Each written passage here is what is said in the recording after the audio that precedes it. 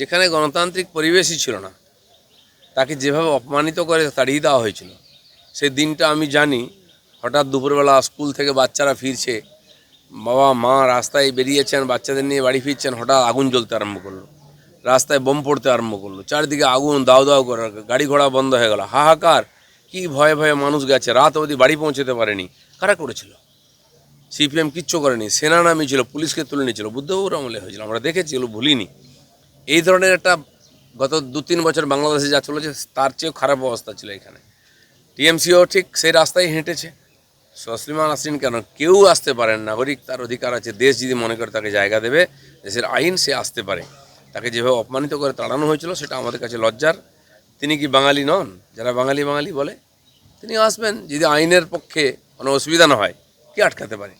আর যারা করেছিল তারা আজকে নিশ্চিহ্ন হয়ে গেছে। তিনি আবার বলছেন যে কেরালাতে এই বাম সরকার থাকাকালীন তিনি অনুষ্ঠান করে গিয়েছেন, বাংলাতে কিসের প্রবলেম প্রশ্ন তুলছেন তিনি নিজে। বাংলাটা পুরো উগ্রপন্থীদের হাতে চলে গেছিল। সিপিএম বলুন, টিএমসি বলুন, পুরোপুরি ওদের হাতে ছেড়ে দিয়েছিল, মৌলবাদীদের হাতে। তাই অবস্থা, আইন ব্যবস্থা কিছু ছিল না।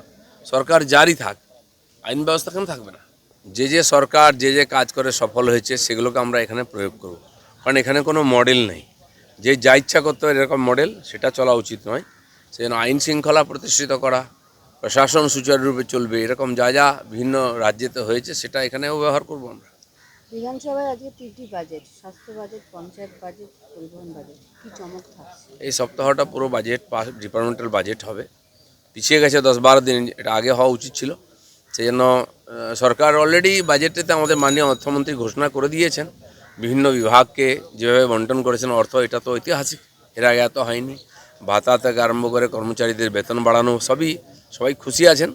তো ডিপার্টমেন্টাল বাজেট যেটা, অনেক ডিপার্টমেন্ট যেগুলো, যেমন আমাদের পঞ্চায়েত ডিপার্টমেন্টে জিরামজির কাজ শুরু হয়েছে। আগে নারেগা ছিল, 4 বছর ধরে বন্ধ ছিল। এই ডিপার্টমেন্টে কোনো কাজই হতো না এই বিষয়ে। 14,000 কোটি টাকার বেশি তাতে আমরা খরচা করব। তো তার জন্য বন্টন হবে। এই ধরনের গুরুত্বপূর্ণ বিষয়, সমস্ত বিভাগের বাজেট ক্লিয়ার হয়ে যাবে আজকে। আর সবাই নিশ্চিন্ত থাকুন, খুব ভালো বাজেট হবে। নিয়োগ নিয়ে কি কিছু আজকে বলা হবে পঞ্চায়েত নিয়োগ? সেটা সরকার যথাসময়ে নোটিফিকেশন জারি করবে। আর কথাবার্তা চলছে, তার জন্য আমাদের কিছু বিল আনতে হচ্ছে, ল অ্যামেন্ডমেন্ট করতে হচ্ছে। যে এখানে জেলায় জেলায় নিয়োগের ব্যবস্থা ছিল সেটাকে চেঞ্জ করে পিএসসির মাধ্যমে করার জন্য একটা আলাদা নোটিফিকেশান পরে জারি হবে। আপাতত বাজেট নিয়ে চলছে এবং শেষে কিছু বিল পাস হবে। ম্যানগ্রোভ অরণ্য নষ্ট করে কোথায় কোথায় রিসর্ট তৈরি হয়েছে এবং কার কার মালিকানায় তৈরি হয়েছে, বিগত তৃণমূল নেতা মন্ত্রীদের প্রভাব কতটা ছিল, এ বিষয়ে আম, এ বিষয়ে জানতে অডিটের সিদ্ধান্ত। নতুন করে ফাইল খুলে রিসর্ট ধরে ধরে অডিট করার নির্দেশ বনমন্ত্রী মনোজ রায়ের। এবার কি তাহলে ম্যানগ্রোভের বুলডোজার চলবে? দেখুন, বহু ফরেস্টের জায়গাতে দোকানপাট, বাড়ি, হোটেল হয়ে গেছে। হোটেল নদীর ধারে, সমুদ্রের ধারে, ইরিগেশনের জায়গায় এগুলো অবৈধভাবে নির্মাণ হয়েছে, যাতে আমাদের এই যে দুর্যোগ হলে অসুবিধা হয়, তার সুরক্ষা দেওয়া যায় না। নদী বাঁধ ভেঙে যাচ্ছে, লুট হয়ে যাচ্ছে। এ বহু কাজ বহুদিন ধরে হয়ে এসেছিল অনৈতিকভাবে। সমস্ত কিছু দেখা হচ্ছে, খুঁটিনাটি অবৈধ কিছু হলে সরকার তার প্রতিকার করবে। রাজ্যের ট্যাক্সি চালকদের জন্য এবার নতুন পদক্ষেপ করলো বিজেপি সরকার, গাঁটছড়া বাঁধল ভারত ট্যাক্সির সঙ্গে। চালকদের আয় বৃদ্ধির পাশাপাশি যাত্রীরাও কি এবার কি সুবিধা পাবে? নিঃসন্দেহে এখন এখানে কোনো কিছু রুল ছিল না, যে যা ইচ্ছা করতো। একটা রুলের মধ্যে সব নিয়ে আসার চেষ্টা হবে, যাতে সাধারণ মানুষের সুবিধা হয় যাত্রী হিসাবে, এবং যারা সেবা দিচ্ছেন তারাও যারা উপকৃত হন। এমনকি ধরুন টোটো মানুষের সুবিধার জন্য এখানে এন্ট্রি দেওয়া হয়েছিল, এখন এটাই সবচেয়ে বড় যানজটের কারণ হয়ে গেছে। এ নিয়েও সিস্টেমেটিক করার কথা চলছে। আমি তো মেদিনীপুর জেলাতে বলেছি এসপিডিএমকে, তারাও এটাকে একটা রেজিস্ট্রেশন করে সিস্টেমেটিক করার কথা ভাবছেন। 18 বছর 8 দিন 10 মাস পর, 10 মাস 8 দিন পর আসছেন তাসলিমা নাসরিন, এবং তাকে চাপ দেওয়া হলো বামেদের পক্ষ থেকে নানান কটূক্তি, এবং তিনি বাধ্য হলেন বলতে যে বিজেপি আমাকে আনছে না, একটা সেকুলার সংগঠন আমাকে আনছে। না, যেখানে গণতান্ত্রিক পরিবেশই ছিল না, তাকে যেভাবে অপমানিত করে তাড়িয়ে দেওয়া হয়েছিল, সেই দিনটা আমি জানি। হঠাৎ দুপুরবেলা স্কুল থেকে বাচ্চারা ফিরছে, বাবা মা রাস্তায় বেরিয়েছেন, বাচ্চাদের নিয়ে বাড়ি ফিরছেন, হঠাৎ আগুন জ্বলতে আরম্ভ করলো, রাস্তায় বোম পড়তে আরম্ভ করলো, চারিদিকে আগুন দাউ দাউ করে, গাড়ি ঘোড়া বন্ধ হয়ে গেল, হাহাকার। কি ভয়ে ভয়ে মানুষ গেছে, রাত অবধি বাড়ি পৌঁছতে পারেনি। কারা করেছিল? সিপিএম কিচ্ছু করেনি, সেনা নামিয়েছিল, পুলিশকে তুলে নিয়েছিল, বুদ্ধবাবুর আমলে হয়েছিল, আমরা দেখেছি, এগুলো ভুলিনি। এই ধরনের একটা গত 2-3 বছর বাংলাদেশে যা চলেছে তার চেয়েও খারাপ অবস্থা ছিল এখানে। টিএমসিও ঠিক সেই রাস্তায় হেঁটেছে। তসলিমা নাসরিন কেন, কেউ আসতে পারেন, নাগরিক তার অধিকার আছে, দেশ যদি মনে করে তাকে জায়গা দেবে, দেশের আইন সে আসতে পারে। তাকে যেভাবে অপমানিত করে তাড়ানো হয়েছিল সেটা আমাদের কাছে লজ্জার।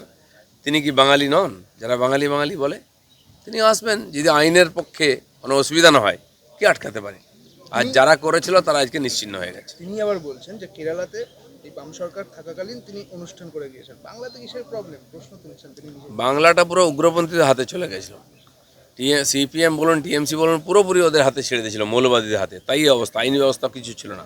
সরকার জারি থাক, আইন ব্যবস্থা কেন থাকবে না? জাতীয় গান বন্দে মাতরমের অপমান করলে পেতে হবে শাস্তি, এবার এমন আইন আনতে চলেছে কেন্দ্র। সোমবার সংসদের বাদল অধিবেশনের প্রথম দিনেই রাজ্যসভায় এই সংক্রান্ত বিল পেশ করবেন কেন্দ্রীয় স্বরাষ্ট্রমন্ত্রী অমিত শাহ। এই আইন তো দেশে অনেক আগে হওয়া উচিত ছিল। বিশ্বের কোনো দেশের তাদের জাতীয় গান, জাতীয় সঙ্গীতকে কেউ অপমান করার সাহস পায় না। এখানে অবশ্যই এটা কম্পালসারি করা উচিত, কারণ জাতীয় পতাকা থেকে জাতীয় সঙ্গীত, জাতীয় প্রতীককে নিয়ে এখানে অনেক হাসি মজাক করা হয়। সে অধিকার কারো নাই, রাষ্ট্র সর্বোপরি। এটা আমাদেরকে শেখাতে হবে, আর যে মানবে না তার জন্য আইনি ব্যবস্থা হবে। বঙ্গে মহারাষ্ট্রের এটিএস মডেল এবারে দেখুন, যে সরকার যে কাজ করে সফল হয়েছে সেগুলোকে আমরা এখানে প্রয়োগ করব, কারণ এখানে কোনো মডেল নেই।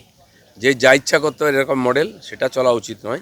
সেজন্য আইন শৃঙ্খলা প্রতিষ্ঠিত করা, প্রশাসন সুচারুরূপে চলবে, এরকম যা যা বিভিন্ন রাজ্যেতে হয়েছে সেটা এখানেও ব্যবহার করব আমরা। বিধানসভায় আজকে 3টি বাজেট, স্বাস্থ্য বাজেট, পঞ্চায়েত বাজেট, পরিবহন বাজেট, কি চমক থাকছে? এই সপ্তাহটা পুরো বাজেট ডিপার্টমেন্টাল বাজেট হবে। পিছিয়ে গেছে 10-12 দিন, এটা আগে হওয়া উচিত ছিল। সেই জন্য সরকার অলরেডি বাজেটেতে আমাদের মাননীয় অর্থমন্ত্রী ঘোষণা করে দিয়েছেন বিভিন্ন বিভাগকে যেভাবে বন্টন করেছেন অর্থ, এটা তো ঐতিহাসিক, এর আগে এত হয়নি। ভাতা থেকে আরম্ভ করে কর্মচারীদের বেতন বাড়ানো, সবাই খুশি আছেন। তো ডিপার্টমেন্টাল বাজেট যেটা, অনেক ডিপার্টমেন্ট যেগুলো, যেমন আমাদের পঞ্চায়েত ডিপার্টমেন্টে জিরামজির কাজ শুরু হয়েছে। আগে নারেগা ছিল, 4 বছর ধরে বন্ধ ছিল। এই ডিপার্টমেন্টে কোনো কাজই হতো না এই বিষয়ে। 14,000 কোটি টাকার বেশি তাতে আমরা খরচা করব। তো তার জন্য বন্টন হবে। এই ধরনের গুরুত্বপূর্ণ বিষয়, সমস্ত বিভাগের বাজেট ক্লিয়ার হয়ে যাবে আজকে। আর সবাই নিশ্চিন্ত থাকুন, খুব ভালো বাজেট হবে। নিয়োগ নিয়ে কি কিছু আজকে বলা হবে পঞ্চায়েত নিয়োগ? সেটা সরকার যথাসময়ে নোটিফিকেশন জারি করবে। আর কথাবার্তা চলছে, তার জন্য আমাদের কিছু বিল আনতে হচ্ছে, ল অ্যামেন্ডমেন্ট করতে হচ্ছে। যে এখানে জেলায় জেলায় নিয়োগের ব্যবস্থা ছিল সেটাকে চেঞ্জ করে পিএসসির মাধ্যমে করার জন্য একটা আলাদা নোটিফিকেশান পরে জারি হবে। আপাতত বাজেট নিয়ে চলছে এবং শেষে কিছু বিল পাস হবে। ম্যানগ্রোভ অরণ্য নষ্ট করে কোথায় কোথায় রিসর্ট তৈরি হয়েছে এবং কার কার মালিকানায় তৈরি হয়েছে, বিগত তৃণমূল নেতা মন্ত্রীদের প্রভাব কতটা ছিল, এ বিষয়ে জানতে অডিটের সিদ্ধান্ত। নতুন করে ফাইল খুলে রিসর্ট ধরে ধরে অডিট করার নির্দেশ বনমন্ত্রী মনোজ রায়ের। এবার কি তাহলে ম্যানগ্রোভে বুলডোজার চলবে? দেখুন, বহু ফরেস্টের জায়গাতে দোকানপাট, বাড়ি, হোটেল হয়ে গেছে।